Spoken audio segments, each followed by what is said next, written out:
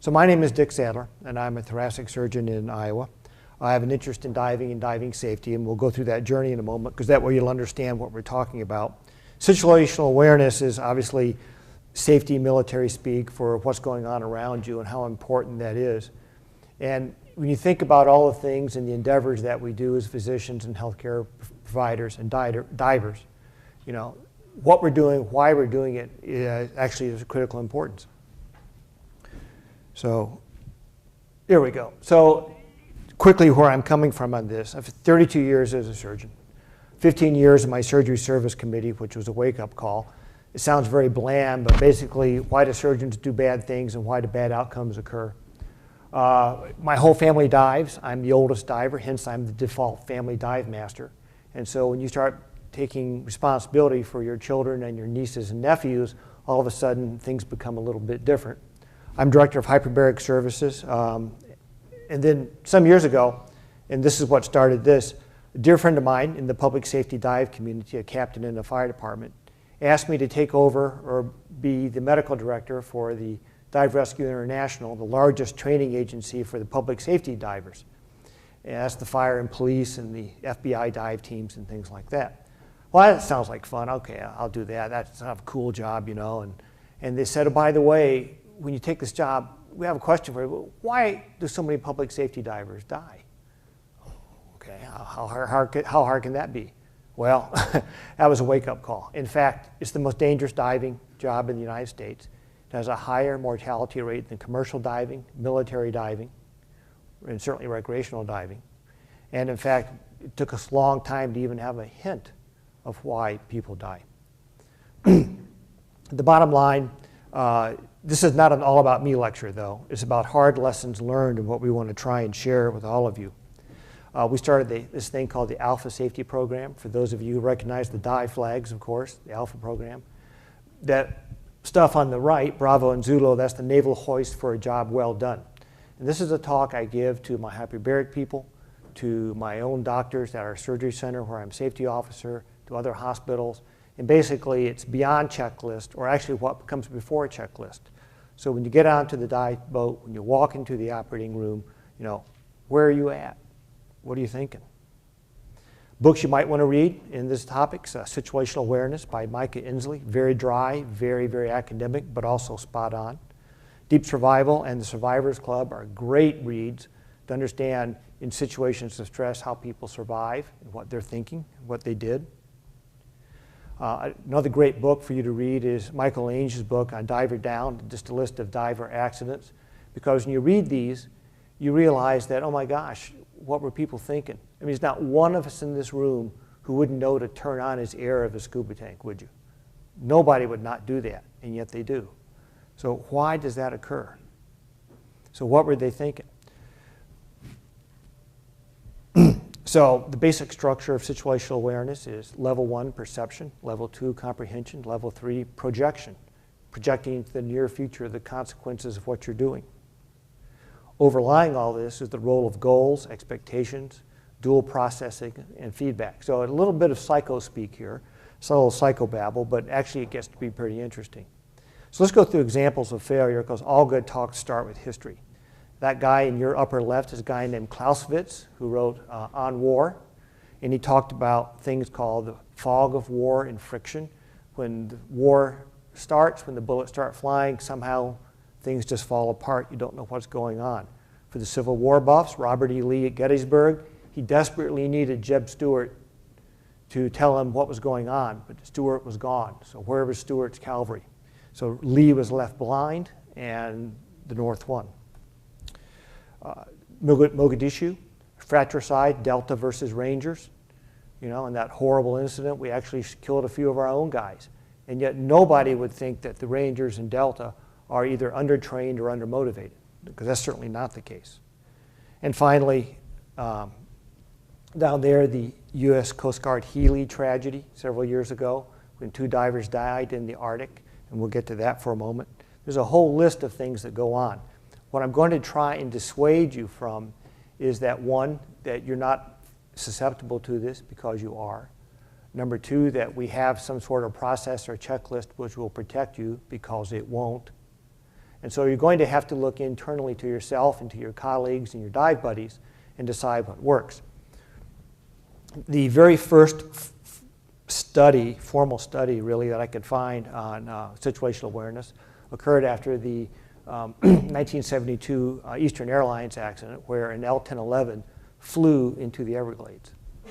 And what was interesting was they had gone around on a gear check, had a nose light, or a little light in the cockpit that says nose gear wasn't down. And so they flew around and were trying to figure out why the nose gear wasn't down. And as they were working on the nose gear, they flew it directly into the Everglades, killing a number of people, including the pilots. And yet the voice cockpit recorder was very clear. The landing checklist was complete. Flaps, airspeed, gear, everything worked. The checklist was complete, but all the pilots, including the flight engineer, were so busy with their eyes in the cockpit that they didn't realize they actually flew it directly into the ground. Key words from the NTSB. Please don't read it because it's very boring, but failure, failure to monitor, failure to detect, preoccupation, distraction. Okay, things we've all done. Checklist was complete. Recently, the Air France flight from Brazil to Paris. Okay, the final report's in. They found the black box, which is of course orange, and in fact, the pilots lost perception. They did not know the airspeed. They were not trained appropriately. They had the wrong input into the controls. They stalled and they crashed. Okay, human factors. USS Port Royal, a Ticonderoga class cruiser with nuclear missiles, went aground outside Hawaii. When they went through it, somebody failed to start the cruise with an appropriate fathometer. They didn't know what was underneath them. Their navigation system was not turned on, or actually had been turned on then turned off. Why would you turn off your automatic navigation system? Nobody knows, but everything worked. There's the damage there of the screws. I think it was around $200 million for the dry dock for this. Just drove it directly into a reef. Okay. Now, I will tell you that this picture is from the internet, although as a vascular surgeon, this is exactly a case of mine, so it's a little bit of stealing here. But this is a case of mine that occurred. This is part and parcel to being a vascular surgeon. Fem-pop bypass graft, chop off the necrotic toes, put them in the chamber, just what we do every day. I walk in there, and we'd done the checklist, and we had been through the operative schedule, and everything matched. Every single thing matched. Everybody had said the right words. Everything was all set. And yet I walk in with my light on, gloves, hands ready to go, and she's scrubbing the left leg. Now that's the right leg. And the veteran scrub nurse, or circulating nurse, is scrubbing out the left leg. I ask, what's going on? Well, what's with this? Well, doctor, you've put a big black X on that right leg. As you know, we're supposed to do pre-site marking now. So there's a big X on that right leg. I thought that you were marking where the pulses were. And you would never operate on a leg with pulses. Okay. A little convoluted thinking, but this is a veteran nurse, okay? So we wonder how wrong site surgery occurs. Okay. The Healy incident, they were on a cruise in the Arctic. They had an ice Liberty, and the officer diver decided to have a quick training dive under the ice. Only there was a few problems, like thinking about what's going on. And as you can see, the water temperature was a nice balmy 29 degrees. Those are our divers. And in the final Commandant's report, there were over 30 errors of judgment. There was alcohol consumption on the ice. The tenders were not trained. It goes on and on and on and on and on. But what's more important is that there was no equipment failure. Everything functioned as well. There was no personnel impairment, with the exception of the tenders who had been drinking and had been given permission to drink, I might add. There was no rescue equipment failure. Nothing went wrong except everything went wrong. And they had too much weight, wrong kind of fins, it goes on and on. So what were they thinking? What do all these have in common? They were all well-trained individuals. They were all well-intentioned individuals. And they were all virtually certain that they were doing well that day. Does anybody out there not think that you fit that category, is well-intentioned, well-trained, working hard every day. So hopefully we'll dissuade you from the thought that you're not susceptible to this. I think yesterday there was a near head-on by 2 U.S. airlines, okay? I have not seen the report, but I'm sure that air traffic control thought they said the right thing, and I'm sure the pilots thought they heard the right thing.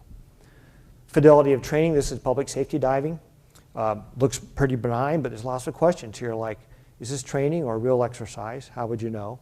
Who's this guy out there all by himself? Is there a tender? Does the tender have a life jacket? Are there safety lines, primary diver, 90% diver? Is this what we call normalization of deviance, which we'll get to? In short, this just is not high fidelity training. And we're going to skip ahead for a second to another model. Have anybody heard of Swiss cheese, the Swiss cheese effect? Okay. Anybody work in a U.S. hospital? Somebody must, right? And what happens is that you have processes and you have paper and you have checklists and you have committees. And the idea is that somebody's backing up another person, backing up another person. So it's another slice of cheese so that somebody's backing everybody up. But every now and then, those holes in the Swiss cheese align and something gets through. Very academic and dry stuff, but the point is that model doesn't really explain, other than bad luck, how all these holes interact, about the psychopathology of all the things going on in terms of the relationship. And it's obscure, but kind of important as we move along. You'll get there. True story, my hospital, okay? Patient had a spinal operation, developed a blood clot by the spine. RNs come in and she realizes that, you know, I'm not going to check the patient because the doctor is going to make rounds, so she moves ahead. So she doesn't check the neuros. Doctor's in a rush, comes in, sees all his patients. Well, certainly the nurses would have told me if there was something wrong. Moving ahead. Patient then does develop a sensation of being unable to move their legs. So the rapid response care team is called. Only they're delayed because it's not a cardiac arrest, so they have other things to do. And at the end of the day, the patient was left paralyzed. So all the holes in that Swiss cheese lined up really nicely. The three-way repeat back, you've heard that in communications. Say something, somebody reads it back, the nurse reads back the orders that you just said. Air traffic control does the same thing, makes sense, works. Head-on collision in Brazil a couple years ago, a commercial jet and a corporate jet.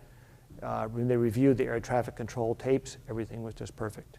Everybody read back just like they were supposed to read back, and the process was followed completely. Checklist shortcomings, we heard about checklists yesterday. I believe in checklists, I use them all the time, but they will not save you, okay? It's a short-term memory aid, but it doesn't address comprehension and projection. It's a static thing because it's developed prior to the event. And what we know is that the situational awareness engine needs to be dynamic.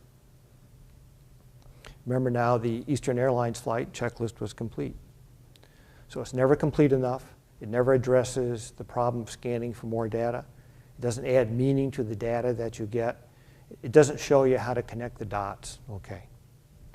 So when we go through all these processes, more paper, more committee meetings, more slices of cheese, all these things, and yet it's not really solving our problem.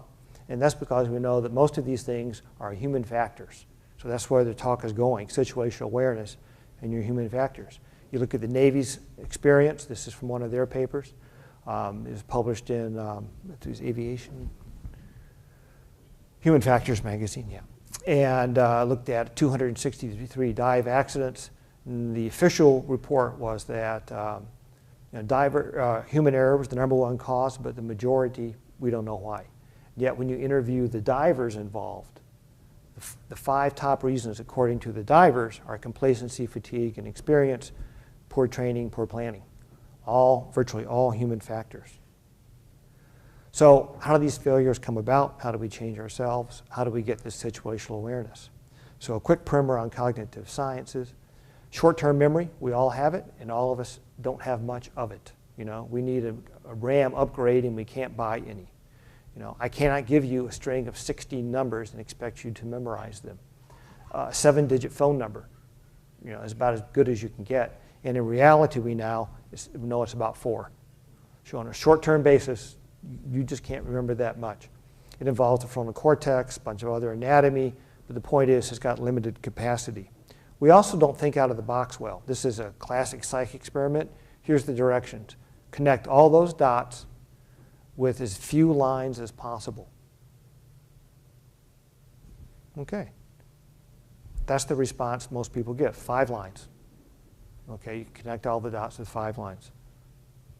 But actually, if you think outside the box, and you just literally are outside the box there, but we have biases, we have restraints. We put ourselves in a box because we're used to doing things, in this case, following the exact directions. But I didn't say you had to follow the exact directions. I just said had you use some lines. We have a thing called the supervisory attention system. It helps us manage emergent situations, particularly in 5 distinct situations. Decision-making, error correction, novel sequences, dangerous environments, and overcome habituate responses. So this is what gets us out of trouble. Trouble is got a built-in 8-second delay. So in an emergency, if you're confronted with a bunch of new data, our buffering system takes about 8 seconds until we're able to make a cognitive, well-thought-out plan. But that 8 seconds just may be critical in what you're doing. And why do you have that delay? Well, you have to process the information. It allows you to model things. It allows you to project into the future. So it's a great tool, but it does have its limits. Hence, at the bottom, I talk about like helicopter ditching training. There, it's something they teach where it's a learned response, where if you're in a helicopter that's going down in the ocean, you're not going to figure out right then what the right thing to do is. You need to have been taught the right thing to do. Okay. So mental models, good, the bad, and the ugly. Mental models, what you think you're doing that day because you're used to it. Driving to work, for instance. It guides attention. It reduces memory demands because this is something you've done before. It allows integration of perceived information, allows projection of future states. It's good. Trouble is it also encourages selection bias. You're used to seeing what you're used to seeing, and you're used to thinking about what you're used to thinking about. And so when new data comes in, something novel occurs, you may not be quite there in where you be unless you're really focused that day. So we have things like pattern matching, expectations, automaticity, and goals. I'm going to move quickly because this is a shortened talk. But let's talk about biases, okay? Cognitive biases. These are things that we all do because we think we know what we're doing, but in fact we don't. Every one of these probably occurs to all of us at some point. Probably the most common in the United States is gambler's fallacy, and that's because people play lotto. The gambler's fallacy as well. I've played so much that I'm bound to win someday, right? Except you're not, because each draw of the lotto is a separate, independent event, totally unrelated to the last ones, okay? And yet, obviously, tens of millions of people participate in that every day. So this guy is demonstrating, everybody makes bad decisions, okay? And he's no exception. He's probably a surgery resident, like this. I speak from experience. So human beings are hardwired with our limitations, and we continue to make these bad decisions. So how do we get out of this? What were you thinking? So let's talk about situational diving, situational awareness and diving. Probably should read this. The perception of the elements in the environment within a volume of time and space, the comprehension of their meaning, and the projection of their status into the near future. So what's going on around you, and then as an expert, and this is what experts have, can you immediately figure out what this means to you and what you're going to do in the next 8, 10, 12, 60 seconds. Very, very important in those areas where you have a high workload, high risk, high consequence situation, such as surgery, such as aviation, such as diving. Okay, so it's a useful tool to have. Academically, we want to give credit where credit's due. What's really interesting, though, is reading the old literature, and here's why. In the 1970s, a guy named John Boyd, Lieutenant Colonel in the Air Force, developed a thing called the OODA Loop. For those of you who are in the military, they're still teaching this at Quantico. They're probably teaching it somewhere in the Navy, I suspect. But it's a tactical situation for staying ahead of your enemy. Then Gary Klein came around in the 80s, and he started thinking about sense making and a thing called recognition prime decision making. Anybody here in fire or police service? Okay, that's sort of what they go by. They don't go with a plan all the time because they recognize that the experienced battalion chief on a fire call out, he's been there, done that, he knows what to do. RPDM. And that worked. But that still leaves you short. So then along came Mike Ensley. And there you see the sequence through the 60s, 70s, 80s, and 90s of where we are in terms of thinking about emergencies. But what's really interesting about all of those, let me go back for a moment. Back, I said. Let's see if we can do that.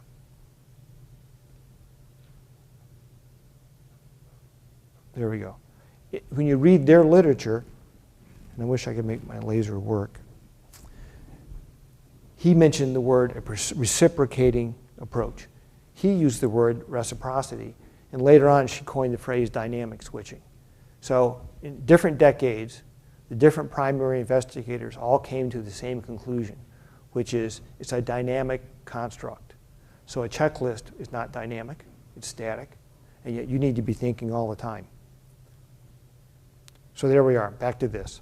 Perception, comprehension, projection, and then underlying or covering all of that is the role of goals, expectations, things like this. So we've been through that, and we'll skip ahead. Situational structure, the 4 factors that sort of permeate all areas of it. And the ones that matter are these 2 here, role of goals and expectations, and inattentional blindness. Now, actually, it's a poor phrase. It should say attentional blindness, but this is the literature. And what we're saying is that there's no perception of salient data due to a high workload or low expectations, or both. You're busy, you're overworked, plus you're not prepared for that incident that comes about. And so your mind's on automatic pilot like that nurse was in my operating room.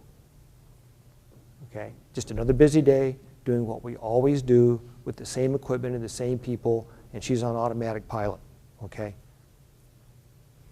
So these cognitive errors are universal, they are distinct from procedural and training issues, and they are preventable. At least we think they're preventable. And we talk about expertise and how do experts get around this, pattern recognition, mental stimulation. Let's talk about simulation, very important, which is how do I go through this, what's my data, what if, what if, what if. Let's play that game, let's program that out there. So, summary of limitations. Short-term memory is poor. We have processing delays. Our brain seeks efficiencies, hence we have inherent biases. We like shortcuts. Shortcuts cuts down the workload on our memory cache. And of course, fatigue susceptibility. We get tired, okay? So best essay practices. Let's get right to the chase. Here's my plea to all of us. Let's have awareness of our learning process, hence metacognition, which is thinking about thinking. So when you leave here, the goal is to at least start thinking about the way you think. We have to recognize we have memory limitations. We have to have a new appreciation for perspective. We have to have the capacity for self-critique. You know, could I have done that better? Could our team done that better? And we want to select debiasing strategies, of which there's a whole list. But as you can see, if you think about it, and that's what I want you to do, is think about it. You know, think about developing insight, you simulate, you discuss it. Okay, all the things you can do to get yourself out of that bias framework. The learning process for this is time spent learning, adequate rehearsal, recall, or excuse me, working on recall under stress, and then have some awareness of your limitations, which is about the 4th time I've said that. So you should know that's an important question coming up at the end. And you recognize, and here's some hints, you know, incongruity, ambiguity, atypical presentations, poor data fit. When things don't look right, when you had that little spidey sense that things maybe are the way they should be, they probably aren't. One of my favorite slides, here's a guy I guarantee you has situational awareness. He is fully comprehending his situation, and he's projecting into the near future what's about to happen to him. Okay, so let's think about that. Here are some tips. Well, you want to, in your organization, in your dive boat, in your operating room, you want to have predetermined roles. You want to plan for problems. You can read those. I don't have to read them to you. And this is available, of course, on the talk. But basically, think about what you're doing. How do you know things are going wrong? And this is all lessons from crew resource management. Things are ambiguous. You're fixated on something. Okay? Lobster divers, fixated on that lobster, don't see that there's a nice big lionfish right next to his hand. Okay? Your dive plan is off. Things don't look good. You're failing to look outward. You're failing to see what's going on around you. You lose your minimums. You're beyond your air reserves. All sorts of things like that. Okay? Those are red warnings. So, be reflective. Remember that the operator, that's you, is active, not passive in his environment. Conscious decision making can control the input. And situational awareness is decision relation is probabilistic. Basically, it's a dynamic construct. Keep your head in the game, keep thinking it through. Well, how do you do that? Great story. Toyota was the founder of Toyota automobile. And a little Zen thing there is, if you don't see something right coming down the assembly line, ask yourself 5 times why. And this was coined the phrase, the 5 whys. And if you can't answer those, if you can't understand why something is going on, maybe it's time to call a stop. Okay? Maybe you need to blow that safety whistle. There we go. Everybody remember that picture? Okay, the shuttle. Remember what happened? They broke their standards. Okay, it was too cold. The O-rings froze. There was a leak. Kaboom. All righty. Normalization of deviance. They had gotten by with it before. The temperature had been below 40 degrees before. So they got, this time it was I think around 33, but they got by with it at 38, 36. So one more time it's okay. And yet Morton Thiokol told them over and over again, don't do this. Well, there you go. So you don't accept the normalization of deviance. If somebody is not following the safety sequence, you stop and call them out on it. Okay? On the Columbia, reliance on past success, right? Gambler's fallacy. Didn't happen to us last time, so it's not going to happen to us this time. Ineffective communication. You didn't want to listen to differences of opinion. That's called an authority gradient, for those of you who like psychobabble. All right? And we see what happens. So, the ABCs of teamwork, assertiveness, buck that authority gradient. Briefings. Briefings are great. Make sure they're detailed. Make sure they're specific. Make sure they're relevant to what you're doing. A checklist, which helps you focus on those efficiencies, but keep in mind its limitations. And finally, situational awareness. So my little friend there for our summary is looking out at us. And I leave you with these thoughts. Be reflective. Think about what you do. Understand that we can all fail. Remember the 5 whys, nice little thing to keep in your hip pocket on a daily basis. The ABCs, assertiveness, briefings, checklist, and situational awareness. All righty, and there we go. So that finishes the talk. And I have only 2 questions for you. One, if it's the 3 components of situational awareness are perception, comprehension, awareness, and the remedial class in short-term memory will be next door as soon as I'm done with this talk. Okay? And then finally, remember that you're fallible. And thank you very much. I appreciate your help. I'm open for questions if we have time.